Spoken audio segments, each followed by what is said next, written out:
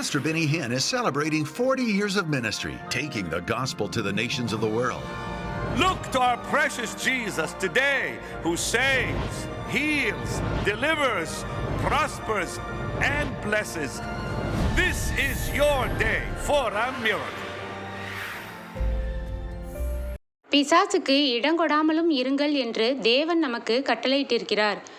பிசாசு எங்கிருந்து வருகிறான், எப்படி செயல்படுகிறான் என்பதை பற்றி தெரிந்து கொள்ள வேத வசனங்களை பற்றிய அறிவு நமக்கு தேவை.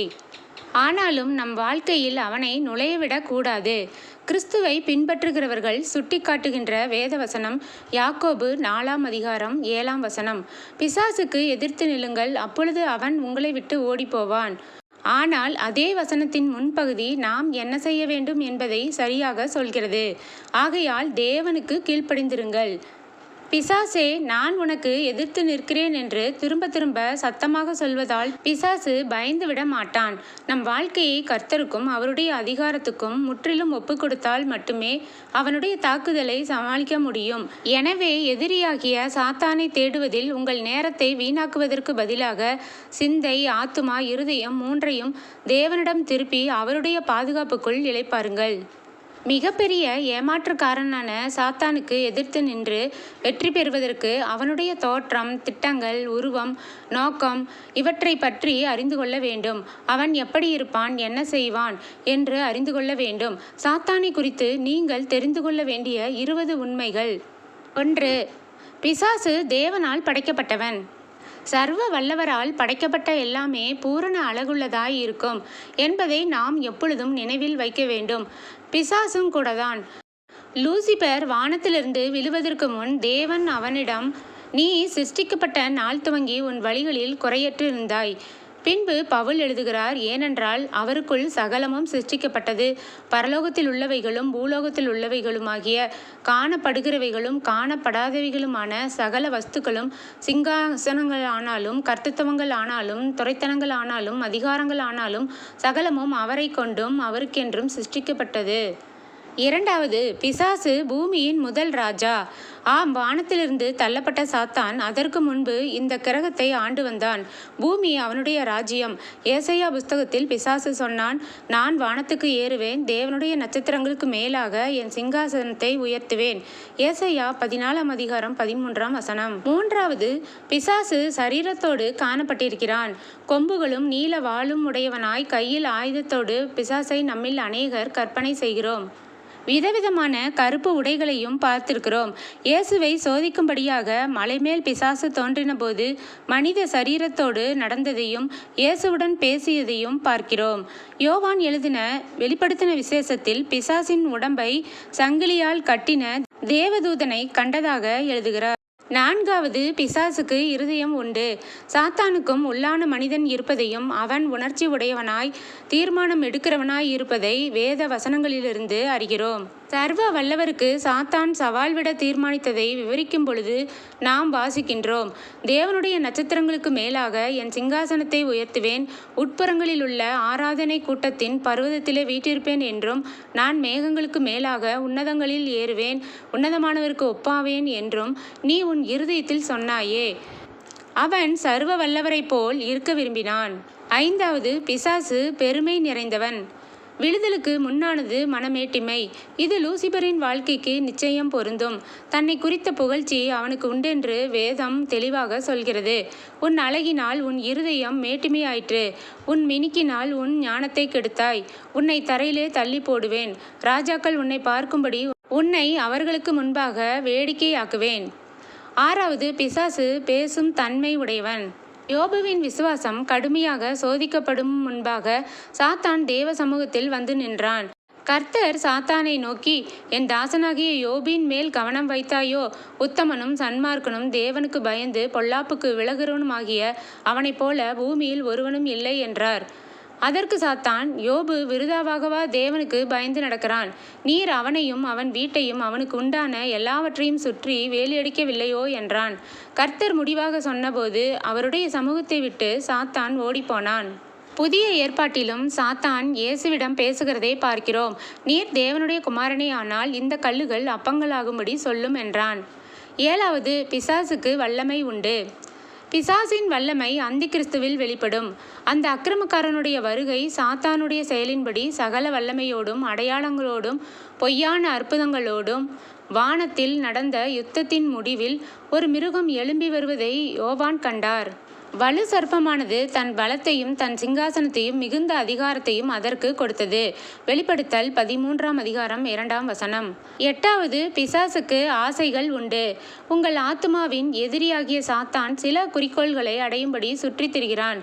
கடைசி ராபோஜனத்தின் போது இயேசு பேதுருவிடம், இதோ கோதுமையை சுளக்கினால் புடைக்கிறது போல சாத்தான் உங்களை புடைக்கிறதற்கு உத்தரவு கேட்டுக்கொண்டான் என்றார். ஆண்டுகள் பல கடந்தும் எதுவும் மாறவில்லை. சத்துரு தொடர்ந்து போராடுகிறான். 9வது, பிசாசுக்கு இருப்பிடம் உண்டு. பெர்கமோ சபைக்கு தேவன் சொன்னார், உன் கிரியைகளையும் சாத்தானுடைய சிங்காசனம் இருக்கிற இடத்தில் நீ குடியிருக்கிறதையும் நீ என் நாமத்தை பற்றி கொண்டிருக்கிறதையும் சாத்தான் குடிக்கொண்டிருக்கிற இடத்திலே உங்களுக்குள்ளே எனக்கு உண்மையுள்ள சாட்சியான அந்திப்பா என்பவன் கொல்லப்பட்ட நாட்களிலும் என்னை பற்றும் விசுவாசத்தை நீ மறுதலியாமல் இருந்ததையும் அறிந்திருக்கிறேன். வெளிப்படுத்தல் 2ஆம் அதிகாரம் 13ஆம் வசனம். சாத்தானின் முக்கிய நோக்கம் உங்கள் இருதயத்தில் குடியிருக்க இடம் பிடிப்பதே. அதை தடுக்க ஆவிக்குரிய வலிமையுள்ள தடுப்பை ஏற்படுத்துங்கள். 10வது, பிசாசு பூமியை ஆண்டு அதை கட்டுப்படுத்துகிறவன். எபேசியர் 2ஆம் அதிகாரம் 2ஆம் வசனத்தில் சாத்தான் ஆகாய அதிகார பிரபு என்று குறிப்பிடுகிறார். எனவே தன்னுடைய தீங்குகளையும் புரட்சியையும் குடும்பம், வியாபாரம், சமூகம், அரசியல், ஏன் மதங்களிலும் கூட பரப்புகிறான். 11, பிசாசுக்கு ஓர் ராஜ்யம் உண்டு. இப்பொழுதும் பிசாசு ஓர் ராஜ்யத்தை ஆண்டு கொண்டிருக்கிறான். இயேசு இந்த உலகத்தில் ஆரம்பகால ஊழியங்களை செய்தபோது மத தலைவர்கள் பிசாசுகளின் தலைவனுடைய வல்லமையால் இயேசு பிசாசுகளை துரத்துவதாக குற்றம் சாட்டினார்கள். ஆனால் சிந்தனையை தூண்டக்கூடிய ஒரு கேள்வியை இயேசு கேட்டார். சாத்தானை சாத்தான் துரத்துவது எப்படி? ஒரு ராஜ்யம் தனக்குத்தானே விரோதமாக பிரிந்திருந்தால் அந்த ராஜ்யம் நிலைநிற்க மாட்டாதே. 12, இன்றைக்கு பிசாசு ஒரு மத தலைவர். இது ஆச்சரியமாக இருக்கலாம். ஆனால் பூமியில் பிசாசு ஆவிக்குரிய தலைவனாக இருக்கிறான். சாத்தானும் ஒளியின் தூதனுடைய வேஷத்தை தரித்து கொள்வானே. ஆகையால் அவனுடைய ஊழியக்காரரும் நீதியின் ஊழியக்காரருடைய வேஷத்தை தரித்து கொண்டால் அது ஆச்சரியம் அல்லவே. 2 கொரிந்தியர் 11ஆம் அதிகாரம் 14-15. பக்தியுடன் இருப்பதற்கும் மறுபடி பிறந்த தேவனுடைய பிள்ளைக்கும் நிச்சயமாகவே பெரிய வேறுபாடு உண்டு. 13, பிசாசு ஏமாற்றுகிறவன். நன்மை தீமை அறியத்தக்க மரத்தின் பழத்தை சாப்பிட்டால் சாக மாட்டீர்கள் என்று ஏவாளிடம் சாத்தான் பேசிய வார்த்தைகளே முழுவதும் பொய்தான். அவன் பொய்யனும் பொய்யுக்கு பிதாவுமாய் இருக்கிறபடியால் அவன் பொய் பேசும்போது தன் சொந்தத்தில் எடுத்து பேசுகிறான். யோவான் 8ஆம் அதிகாரம் 44ஆம் வசனம். ஆதியாகமத்திலிருந்து வெளிப்படுத்தின விசேஷம் வரை இதையே நாம் பார்க்கிறோம். உலகம் அனைத்தையும் மோசம் போக்குகிற பிசாசு என்றும் சாத்தான் என்றும் சொல்லப்பட்ட பழைய பாம்பாகிய பெரிய வலுசர்ப்பம் தள்ளப்பட்டது. அது பூமியிலே விழ தள்ளப்பட்டது. வெளிப்படுத்தல் 12ஆம் அதிகாரம் 9ஆம் வசனம். 14, பிசாசு நம்மை சோதிக்கிறான். எப்படி ஜெபிக்க வேண்டும் என்று கர்த்தராகிய இயேசு நமக்கு கற்றுக் கொடுத்த போது இப்படி சொன்னார், எங்களை சோதனைக்குட்பட பண்ணாமல் தீமை நின்று எங்களை இரட்சித்துக் கொள்ளும். மத்தேயு 6ஆம் அதிகாரம் 13ஆம் வசனம். நம்மை ஏமாற்றும் முயற்சிகளில் சாத்தான் எவ்வளவு திறமையானவன் என்பதை அவர் முன்பே அறிந்திருக்கிறார். அப்பொழுது இயேசு பிசாசினால் சோதிக்கப்படுவதற்கு ஆவியானவராலே வனாந்தரத்துக்கு கொண்டு போகப்பட்டார். 15, பாவம் செய்யும்படி மனிதனை பிசாசு தூண்டுகிறான். வேதம் சொல்லுகிறது, சாத்தான் இஸ்ரவேலுக்கு விரோதமாய் எழும்பி இஸ்ரவேலை தொகையிடுவதற்கு தாவீதை ஏவிவிட்டது. 1 நாளாகமம் 21ஆம் அதிகாரம் 1ஆம் வசனம். சர்வ வல்லவர் மீதுள்ள விசுவாசத்தை எண்ணிக்கையால் ஈடு செய்வது தேவனுடைய விருப்பத்திற்கு முற்றிலும் மாறானது. எனவேதான் தாவீது ஆண்டவரிடம், நான் இந்த காரியத்தை செய்ததினால் மிகவும் பாவம் செய்தேன் என்று அறிக்கை செய்கிறார். 16, தேவனுக்கு விரோதமாக பிசாசு மனிதனுடன் இணைந்து கொள்வான். ஒரு மனுஷனோ மனுஷியோ தேவனுக்கு எதிர்த்து நிற்பதை பார்த்தால் உடனே பிசாசு அவர்களோடு சேர்ந்து கொள்வான். சீசர்களுக்கு ராபோஜனம் கொடுப்பதற்கு கொஞ்ச நேரம் முன்பாக யூதாசுக்குள் சாத்தான் புகுந்தான். லூக்கா 22ஆம் அதிகாரம் 1ஆம் வசனம். அதுதான் இயேசுவை யூதாஸ் காட்டி கொடுப்பதற்கு ஆரம்பம். 17, பரிசுத்தவான்களோடு போராடி அவர்களை தோற்கடிக்க தூதர்களை பிசாசு அனுப்புகிறான். கொரிந்துவில் உள்ள விசுவாசிகளுக்கு அப்போஸ்தலனாகிய பவுல் எழுதினார், அன்றியும் எனக்கு வெளிப்படுத்தப்பட்டவைகளுக்குரிய மேன்மையின் நிமித்தம் நான் என்னை உயர்த்தாதபடிக்கு என் மாம்சத்திலே ஒரு முள் கொடுக்கப்பட்டிருக்கிறது. என்னை நான் உயர்த்தாதபடிக்கு அது என்னை குட்டும் சாத்தானுடைய தூதனாய் இருக்கிறது. 2 கொரிந்தியர் 12:7 திறமையாக சுவிசேஷ ஊழியம் செய்த பவுலை தோற்கடிப்பதே சாத்தானின் நோக்கமாக இருந்தது. இன்றும் விசுவாசிகளை தாக்கும்படி தீய சக்திகளை ஏவி விடுகிறான். 18 சுவிசேஷத்திற்கு எதிர்ப்பு தெரிவித்து தடையும் செய்வான் பிசாசு. பிசாசு பிடித்திருந்த ஒரு மனிதனிடம் பவுல் சொன்னார், எல்லா கபடமும் எல்லா பொல்லாங்கும் நிறைந்தவனே, பிசாசின் மகனே, நீதிக்கெல்லாம் பகைஞ்சனே, கர்த்தருடைய செம்மையான வழிகளை புரட்டுவதில் ஓயமாட்டாயோ.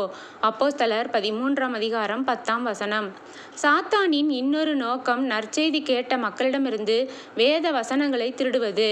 இதை குறித்து இயேசு சொன்னார், ஒருவன் ராஜ்யத்தின் வசனத்தை கேட்டும் உணராதிருக்கும் போது பொல்லாங்கன் வந்து அவன் இருதயத்தில் விதைக்கப்பட்டதை பறித்து கொள்ளுகிறான். மத்தேயு 13:19 19 பிசாசு மனிதர்களுக்கு கண்ணி வைக்கிறான். நம்மை கண்ணியில் சிக்க வைக்கும்படியாய் புது புது வழிகளை சாத்தான் உண்டாக்குகிறான். வேதம் சொல்கிறது, அவன் நிந்தனையிலும் பிசாசின் கண்ணியிலும் விழாதபடிக்கு புறம்பானவர்களால் நற்சாட்சி பெற்றவனாய் இருக்க வேண்டும். 1 தீமோத்தேயு 3:7 சாத்தான் திருடவும் கொல்லவும் அழிக்கவும் வருகிறான். ஆனால் கிறிஸ்துவோ ஜீவன் உண்டாயிருக்கவும் அது பரிபூரணப்படவும் வந்தார். யோவான் 10:10 20 முடிவில் பிசாசு தோற்று போவான். பரிசுத்தவான்களோடு போராடுகிற எதிரியுடன் இப்பூமியில் நமக்கு ஓயாத போராட்டம் உண்டு. ஆனால் தயவு செய்து தைரியத்தை இழக்காதீர்கள். மேலும் அவர்களை மோசம் போக்கின பிசாசானவன் மிருகமும் கள்ள தீர்க்கதரிசியுமாயிருக்கிற இடமாகிய அக்கினியும் கந்தகமான கடலிலே தள்ளப்பட்டான். அவர்கள் இரவும் பகலும் சதா காலங்களிலும் பாதிக்கப்படுவார்கள். வெளிப்படுத்தல் 20:10 அந்த நாள் வெகு விரைவில் வரப்போகிறது. எனவே நான் ஆனந்தமாய் ஆர்ப்பரிப்பேன். ஆமேன். ஃபீஸ்ட் ஆஃப் ஹெவன் யூடியூப் சேனலை சப்ஸ்கிரைப் செய்யுமாறு அன்புடன் கேட்டுக்கொள்கிறேன். கமெண்ட் எழுத மறவாதீர்கள். உங்களுடைய நண்பர்களுக்கும் ஷேர் செய்யுங்கள். God bless you. ஆமேன்.